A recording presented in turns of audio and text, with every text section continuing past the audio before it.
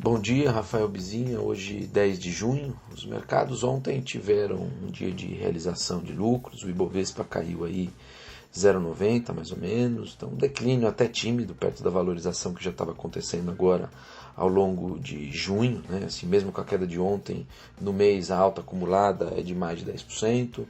Lá fora, ontem o movimento foi parecido, declínio do SP500 em torno de 0,70, né? Então, assim, a gente está no momento em que o mercado precisa efetivamente parar para digerir os volumosos ganhos, né, do passado recente e confrontar, né, os níveis de preços que a gente tem hoje dos ativos com a realidade econômica e a realidade do cenário, né? Tudo mais constante, dado um cenário, determinado nível de preço torna o ativo atraente, mas outro nível de preço mais alto pode não significar que ele é mais tão atraente, né? Então é isso que agora a gente tem que refletir a respeito. Tá? Assim, no caso do câmbio, o movimento de ontem foi também a mesma coisa, né? Depois de apreciar muitos dias, o real desvalorizou, mas também nada extraordinário, uma correção técnica tranquila, também natural. Não muda em nada a narrativa ou necessariamente a dinâmica, né? Ontem não foi um dia que tiveram notícias relevantes, ou aqui ou no mundo, né?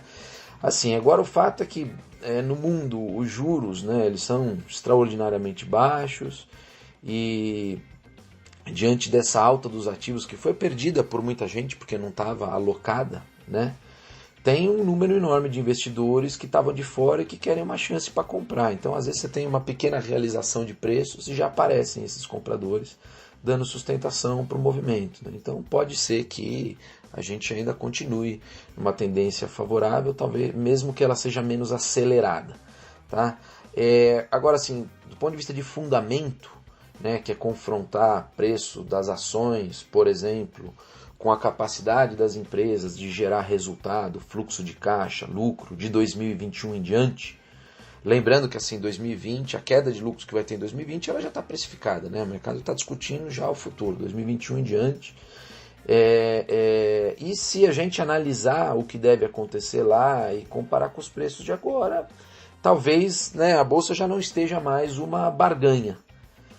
Tá, sei lá, justa, não deve estar cara, mas também já não é nenhuma barganha. Então tem que ver se vai prevalecer os outros fatores para continuar impulsionando o mercado para cima. Tá?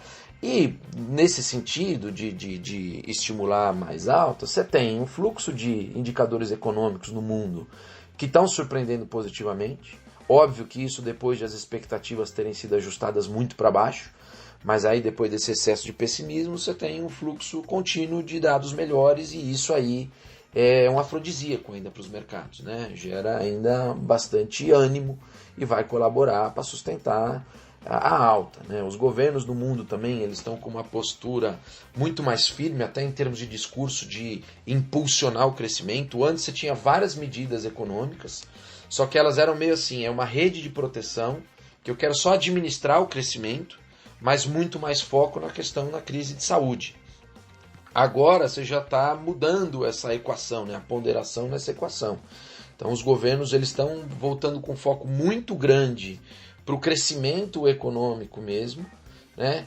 E sabendo que vão ter que fazer as flexibilizações convivendo com o problema de saúde. Então é administrar agora o problema de saúde, mas estimular o crescimento. Porque depois de tanto período, de tanto tempo de quarentena, a debacle econômica, né, ela foi muito grande e vai ter repercussões e desdobramentos enormes. Então agora você vê que os tomadores de decisão estão reponderando, né, na função objetivo deles essas duas coisas. Então notem que mesmo diante de números super elevados ainda, né, de contaminação ou mortes, tá muita gente promovendo flexibilização. Estão voltando a abrir os negócios e essa coisa toda. Mas o importante é que, apesar da flexibilização, que de forma espontânea já está acontecendo, porque as pessoas não estão se submetendo mais a ficar confinadas, As estatísticas, embora estejam com números muito elevados, elas estão relativamente estáveis, né? Mesmo no Brasil, pegando os números das últimas semanas, a média móvel das mortes no Brasil ela já está dando um sinal de platô. É um nível ainda muito alto de mortes, mas dá uma sensação já de estabilização.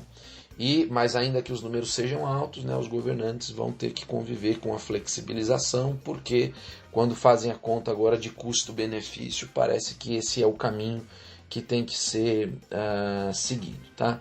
No mais, assim, aqui no Brasil tem bastante discussão sobre os detalhes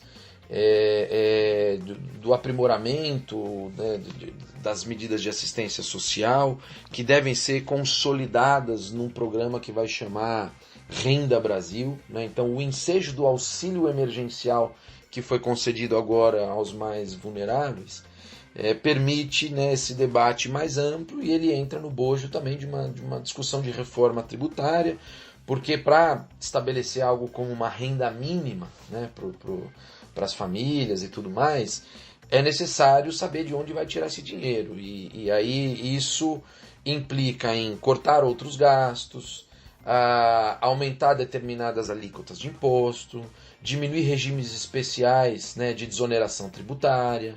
Então é uma discussão bem ampla, que ela deriva do auxílio emergencial, vai para uma renda mínima, vai para uma reforma tributária, e seguramente também isso vai tangenciar uma reforma administrativa. Então esse é todo o debate aí que está bastante em voga. Tá? Hoje, só ficar atento, no exterior aí vai ter a reunião de política monetária do Federal Reserve nos Estados Unidos, não deve ter grandes novidades, mas se a autoridade der uma sinalização um pouco diferente sobre o que pretende fazer no futuro, né, com os juros e a política de quantitative easing, isso eventualmente pode afetar os mercados. Eu fico por aqui, bom dia a todos.